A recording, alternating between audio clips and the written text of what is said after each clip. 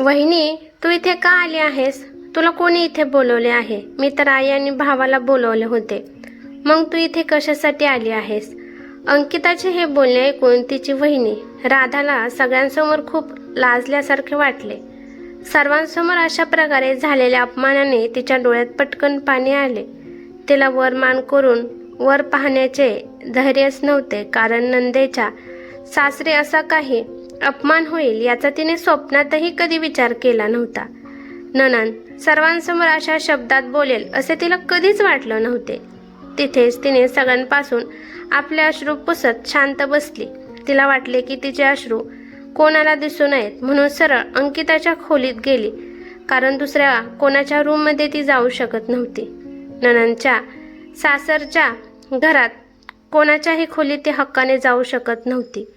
आज अंकिताच्या लग्नाचा पहिला वाढदिवस होता, म्हणूनच अंकिताच्या आईने जबरदस्तीने राधा आणि दीपकला जबरदस्ती अंकिताच्या सासरी पाठवले होते. त्या म्हणाल्या होत्या की अंकिताने तुम्हा दोघांना बोलवले आहे, तर तुम्ही तिच्या कार्यक्रमाला जाऊन या. पण ही सर्व अगदी खोटं होते. अंकिताने राधाला बोलवलेच नव्हते. जेव्हा राधा नणंदच्या घरी आली तेव्हा तिने हे स्वतः सांगितले की मी तुला बोलावले नाही, मी तर आई आणि भावाला बोलावले आहे, असे तिने सर्वांसमोर कबूल केलं होतं. अंकिता आधीपासूनच राधासोबत चांगली वागत नव्हती. तिच्याशी ती खूप कडवटपणे बोलायची आणि अंकिताला राधा आवडत नव्हती. तिला असं वाटायचे की जर माझे नाते आई व भावासोबत आहे तर मी माझ्या वहिनीसोबत चांगले वागण्याची गरजच काय आहे? माझ्या वहिनीसोबत काही संबंध नाही, असाच विचार करून नेहमी अंकिता वावरत असायची. आणि याच विचारामुळे ती फक्त आई आणि भावाला ॲनिव्हर्सरीला येण्यासाठी सांगितले होते व राधाचे तर तिने नावही घेतले नव्हते. पण अंकिताच्या आईने जबरदस्तीने पाठवले होते. तरी राधा सासूला म्हणाली होती, मला बोलवले नाही तर मी तिकडे कशी जाणार?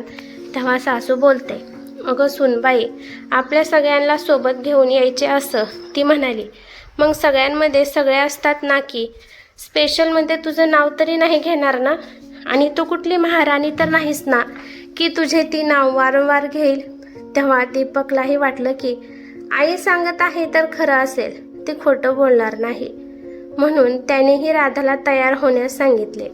मग तिची इच्छा नसताना राधा नणंदच्या सासरच्या घरी जाण्यास तयार झाली. पण तिला तर माहिती होते की अंकिताने तिला बोलवले नाही. राधाच्या सासूला फक्त इतकंच वाटत होते की सून त्यांचा मुलगा लेकीच्या ॲनिव्हर्सरीला एखादं मोठं गिफ्ट घेऊन जाऊ शकतील, आणि त्यासाठी त्या राधाला वारंवार सांगत होत्या की हे बघ राधा, तू पहिल्यांदाच नणंदच्या सासरकडे जात आहेस, तेही तिच्या लग्नाच्या वाढदिवसाला. म्हणजे सगळे तिचे तिथे सासरचे सासरा नणंद नातेवाईक भावंड आले असतील आणि तिथे सगळ्यांच्या नजरा तुझ्यावर असतील. तू तिची वहिनी आहेस तर तू तिच्याकडून पैसे कपडे मागायचा प्रयत्न करू नको, तर तूच तिला काहीतरी छान मोठे गिफ्ट दे. राधा म्हणाली, ठीक आहे, पहिल्यांदा जात आहे आणि लग्नाचा पहिला वाढदिवस आहे तर त्यांना एक छान गिफ्ट देईन. पण जेव्हा ती अंकिताच्या सासरी पोहोचली तेव्हा अंकिताचे असे विचित्र वागणं बोलणे बघून तिला खूप वाईट वाटलं. ती पूर्णपणे दुखावली गेली. म्हणूनच आता राधाला तिथे एक मिनिटही थांबायचं नव्हते, कोणाच्याही समोरही जायचं नव्हतं, कोणाशीही सामना करायचा नव्हता. म्हणून ती स्वतःला जाणून बुजून जास्तीत जास्त वेळ खोलीतच शांत बसायचे ठरवलं होतं. पण जेव्हा केक कापायची वेळ आली तेव्हा सगळ्यांनी बोलवल्यावर ती जबरदस्तीने व मनात नसतानाही ती गेली आणि जाणून बुजून सगळ्यांच्या मागे उभी राहिली, म्हणजे कोणाचं लक्ष तिच्याकडे जाऊ नये. मग जसा कसा केक कापला, जेवण झाले व दीपक व राधाने अंकिताला गिफ्ट दिलं आणि लगेच तेथून निघून जाण्यास बाहेर पडले. पण तेव्हाही एकदाही अंकिताने राधाला थांबायला सांगितले नाही. त्यानंतर संपूर्ण रस्ता राधा गाडीत रडत रडत आली. तेव्हा तिने गाडीत दीपकला रडत रडत सगळी गोष्ट सांगितली. तिथे जे काही घडले ते सर्व सांगितले. राधाचे बोलणे ऐकून दीपकलाही धक्का बसला. त्याला विश्वासच बसत नव्हता की त्याच्या बहिणीने त्याच्या पत्नीसोबत इतकं वाईट वागली आहे, तिचा अशा प्रकारे अपमान केला, तेही सगळ्यांसमोर. हे त्याला अजिबात आवडलं नाही. खरं तर तेव्हा दीपक अंकिताच्या नवऱ्यासोबत बाहेरच थांबून बोलत होता. त्याच्या गप्पा चालू होत्या. त्यामुळेच त्याला काहीच कळलं नव्हतं की आतमध्ये अंकिताने राधाला पाहताच काय बोलली होती.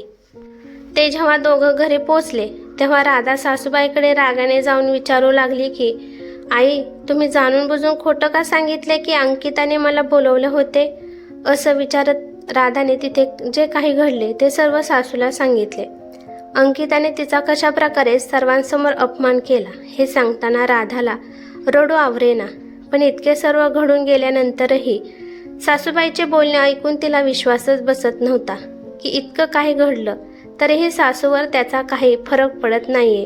त्या तर स्वतःच्या मुलीवर रागवण्याऐवजी त्यांनी उलट राधालाच ओरडत म्हणाल्या की अगं, इतके काय झालं आहे? ती तुला बोलली म्हणून काय? ती तुझी नणंद आहे, इतकं तर तिचा हक्क आहेच की. आणि आता या लहान मोठ्या गोष्टीवर नाटक करू नकोस. पहिले रडायचे बंद कर आणि घरातील राहिलेले कामे पूर्ण कर. पण त्याआधी मला एक सांग की तू त्यांना काय गिफ्ट दिलं आहे? आईचे हे बोलणे ऐकून दीपक सुद्धा आपल्या आईवर रागवला आणि म्हणाला, आई, हा काय प्रकार आहे? तू आमच्यासोबत का खोटं बोललीस? अंकिताने राधाला बोलवलं नव्हतं तर तू जबरदस्तीने तिला तिकडे पाठवलंस. तिची बेइज्जती करायला का? तिचा अपमान करायचा होता म्हणून तू खोटं बोललीस का?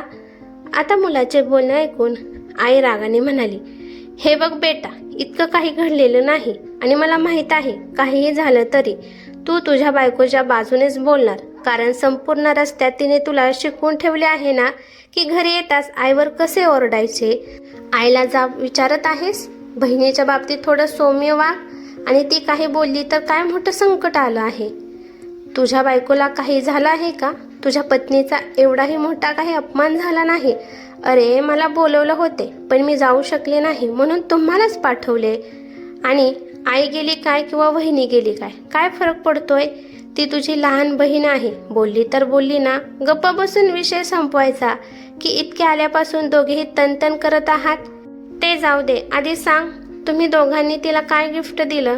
आईच्या बोलण्यावर दीपक रागाने म्हणाला, आई, तुला गिफ्ट काय दिले याचे पडले आहे का? तिकडे एवढी मोठी गोष्ट झाली, तुझे सुनेचा अपमान झाला आणि तू वारंवार गिफ्टचे विचारत आहेस. त्यावर आई लगेच म्हणाली, हो नक्कीच, मला गिफ्टची खूप काळजी आहे. तुम्ही त्यांना काय गिफ्ट दिले आहे हे मला जाणून घ्यायचे आहे. आणि हो, म्हणूनच तर तुम्हा दोघांना मी तिकडे पाठवलं होते. बोल, काय दिले?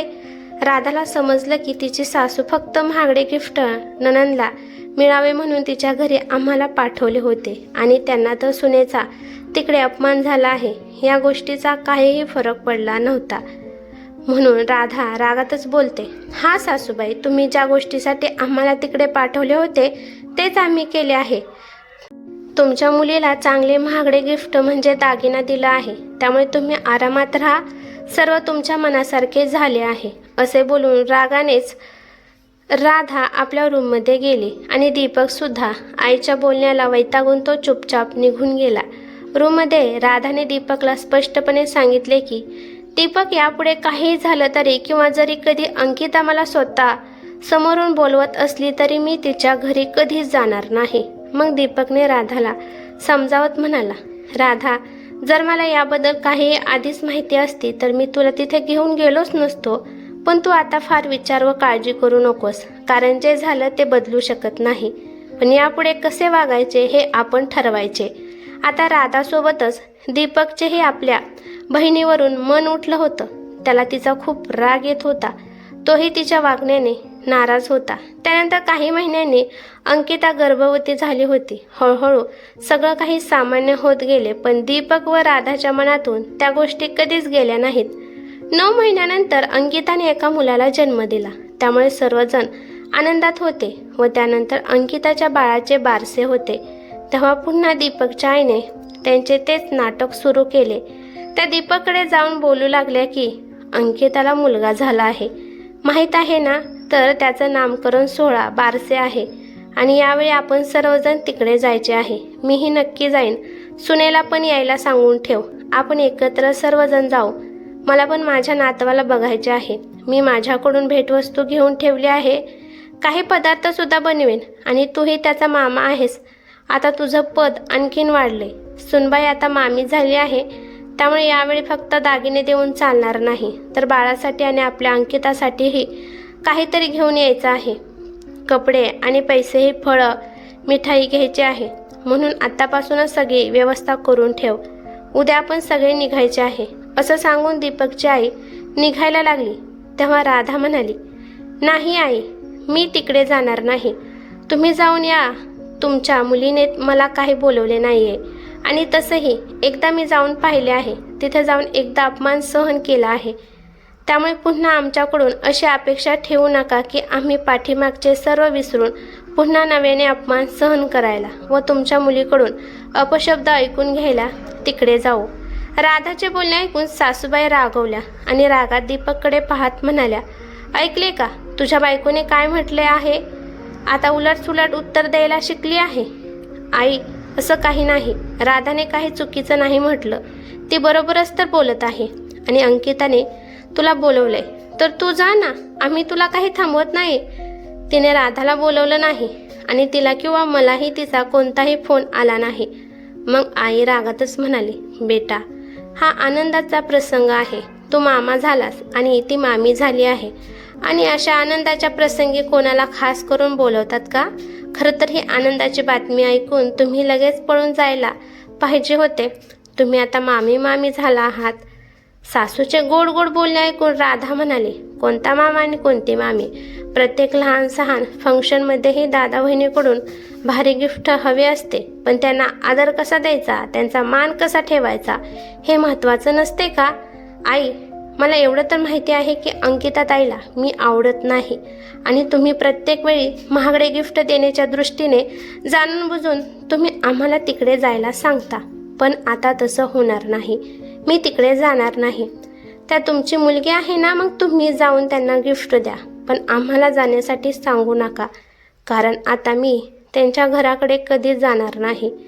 हे नक्की आहे, कारण गेल्या वेळेस झालेला अपमान पुरेसा आहे. अजून स्वतःची इज्जत घालवून घेण्याची इच्छा नाही.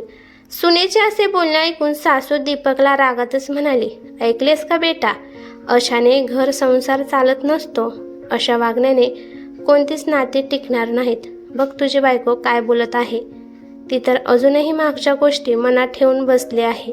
हा क्षण आनंद साजरा करायचा आहे, तर ही नकारात्मकता पसरवत आहेस. आई, मला तर असं काहीच वाटत नाही. तर राधा अगदी बरोबर बोलते. जिथे सन्मान नसेल तिथे जाऊ नये. ज्यांना आपली किंमत नाही त्याचा विचार करू नये, मग ते तुमचं कोणतेही घर असो किंवा अजून काही. आणि आई, कसे आहे माहिती आहे का, जिथे माझ्या बायकोचा सन्मान नाही, तिची किंमत नाही, तिथं मलाही जाणं आवडणार नाही. आणि सर्वात मोठी गोष्ट म्हणजे अंकिताने तुला फोन केला होता ना, मग तूच आनंदाने जाऊन ये ना. तिने तर मलाही एक फोनही केला नाही. अरे दीपक, बाबा गेल्यानंतर या घरची जबाबदारी माझ्यावर आहे ना, म्हणून तिने मला फोन केला होता. मग काय झाले?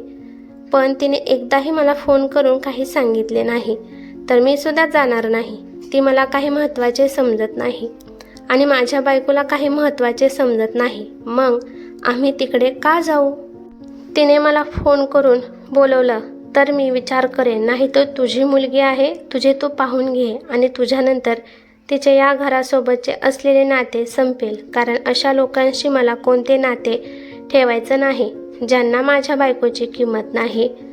असं बोलून दीपक ऑफिसला निघून गेला आणि मुलाचं बोलणं ऐकून आईची बोलती बंद झाली. राधाही पुढे काही न बोलता शांतपणे तिच्या खोलीत गेली. आता दीपकच्या आईला काळजी वाटू लागली की लेकीच्या सासरी आपण काय उत्तर देणार. आणि आज खूप प्रयत्न करूनही दीपक आणि राधा अंकिताच्या घरी यायला तयार झाले नाहीत. दुसऱ्या दिवशी त्या एकट्याच उदास मनाने लेकीच्या सासरी गेल्या, कारण त्यांना दुसरा कोणताच पर्याय नव्हता. जेव्हा त्या अंकिताच्या घरी पोहोचल्या तेव्हा कार्यक्रमाच्या वेळी अंकिताने आईला पाहिलं आणि ती आईकडे जात आनंदाने तिला मिठी मारून आजूबाजूला पाहू लागली.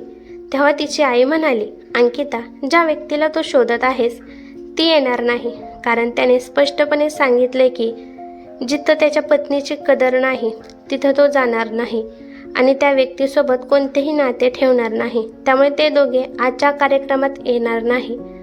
आईचे बोलणे ऐकून अंकिताचा चेहरा खिन्न झाला, कारण सगळ्या पाहुण्यांमध्ये तिच्या माहेरकडून फक्त तिची आई आली होती. कार्यक्रमात काही नातेवाईकांनी अंकिताला विचारलेही, अंकिता, तुझ्या माहेरकडून फक्त तुझी आईच आली का? दादा वहिनी कुठे दिसत नाहीत? काही प्रॉब्लेम आहे का? पण आता अंकिता त्यांना काय सांगणार की माझे दादा व वहिनी का नाही आले? आज संपूर्ण कार्यक्रमात सगळ्यांच्या प्रश्नांना उत्तर देणं अंकितासाठी खूप अवघड जात होते. कारण जो अपमान, जी बेइज्जती सगळ्यांसमोर तिने कधी राधिकाची केली होती, आज तोच अपमान अंकिताला स्वतःचा होत असल्याचं भासत होते. कदाचित आज तिला तिच्या नात्यांची किंमत व आपल्या माणसांची उपस्थिती कळली होती. आता ती पश्चाताप करत होती की किमान आधीच भावाला तरी फोन करायला हवा होता. पण म्हणतात ना, आता पश्चाताप वेळ निघून गेल्यावर होत असतो. तेच अंकिताच्या बाबतीत घडले होते. म्हणूनच प्रत्येक नात्याची प्रत्येकाने नेहमी कदर केली पाहिजे, प्रत्येकाला मान दिला पाहिजे. कारण कोणतीही व्यक्ती स्वतःचा झालेला अपमान कधीच विसरत नसते. ही कथा कशी वाटली ते मला कमेंट करून नक्की सांगा. कथा आवडली तर लाईक शेअर नक्की करा आणि चॅनेलवरती नवीन असाल तर चॅनेलला सबस्क्राईब करा. धन्यवाद.